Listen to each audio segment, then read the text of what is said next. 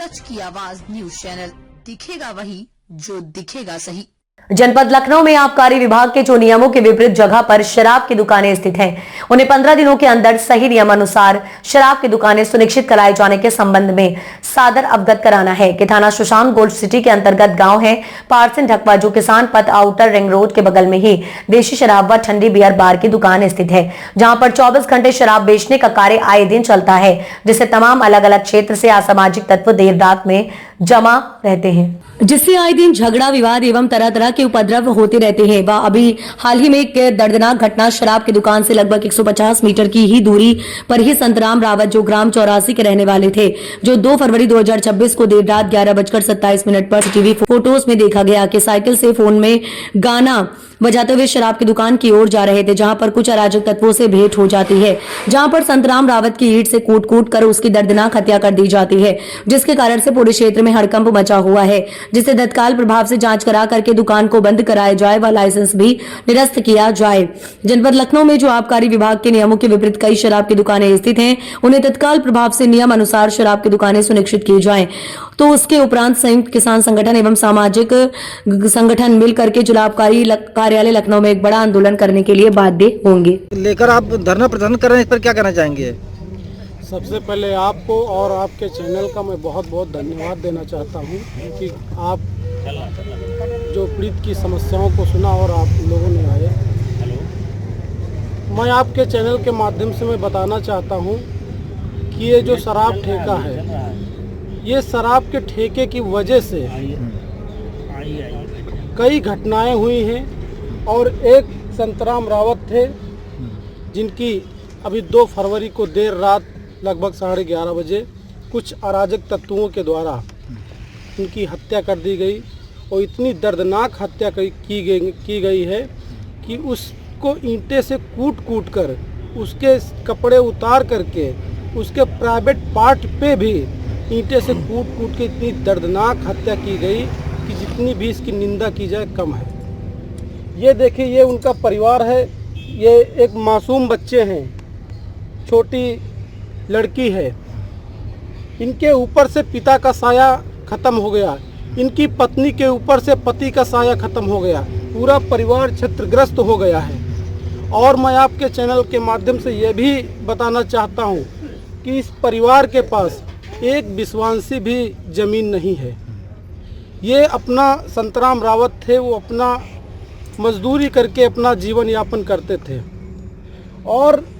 जो आबकारी विभाग के द्वारा जो तानाशाही रवैया चल रही है, जो मनमानी तरीके से रवैया चल रही है, 24 घंटे आए दिन शराब बेची जाती है और इसके प्रूफ भी हमारे पास है। आए दिन घटनाएं होती हैं, घटनाओं का कारण ये शराब ठेका है, जिसको हम लोगों ने बंद करवाने के लिए यहाँ पे कल से हम लोग धरने पे बैठे हैं। आज धरने का दूसरा दिन है और जब तक ये शराब ठेका नहीं हटेगा और जो हमारे क्षेत्र के जिम्मेदार जो अधिकारी हैं, आज 1 हफ्ते से अधिक समय हो गया है और कोई जिम्मेदार अधिकारी नहीं आया है कि पीड़ित परिवार से मिले और इनको न्याय मिले और इनको कम से कम सहायता मिलनी चाहिए, मगर कोई जिम्मेदार अधिकारी नहीं आया है अभी तक कोई नहीं आया है। अभी तक कोई नहीं आया है और जब तक इनको न्याय नहीं मिलेगा, जिम्मेदार अधिकारी इनके बीच में नहीं आएगा, जब तक हम लोगों को लिखित में अवशासन नहीं मिलेगा, तब तक हम लोग यहाँ से हटने वाले नहीं हैं, क्योंकि इनकी तानाशाही रवैया, जो मनमानी तरीके की रवैया है, ये कतई बर्दाश्त नहीं की जाएगी। और मैं बताना चाहता हूँ आपके चैनल के माध्यम से कि अगर इनकी रवैया इसी तरीके से चली तो एक इनको बड़ा आंदोलन आबकारी विभाग को झेलना पड़ेगा।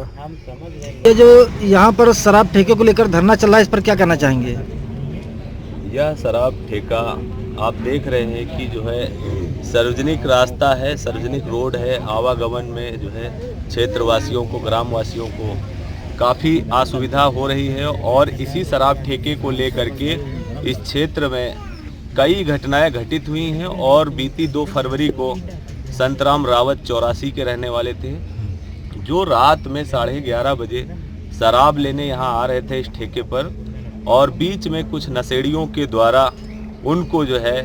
आपस सामने सामने से टकराव हो गया, जिसके चलते उन लोगों ने जो है ईंट से कूच करके उनकी हत्या कर दी। बहुत ही यह घटना हृदय विदारक थी और इस एवज में हम लोगों ने और भारतीय किसान यूनियन संयुक्त मोर्चा ने यह ठाना है कि जब तक के इस सरकारी ठेके को जो 24 घंटे चलाने का कार्य करता है, इस अवैध ठेके को हटवाने का और पीड़ित परिवार को उचित सहायता व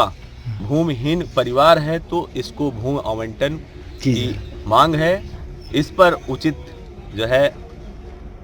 अगर सहायता मिलती है और इस ठेके को तत्काल प्रभाव से हटाया जाता है ताकि इस क्षेत्र के लोगों का आवागमन सुगम हो सके और इस ठेके को हटा करके कहीं दूर ले जाया जाए, तब जा करके हम लोग इस धरने को हटाने का कार्य करेंगे। उसके पहले नहीं हटेंगे और इनकी हम लोग ईंट से ईंट बजाने का कार्य करेंगे। अभी यह धरना और तेज होगा,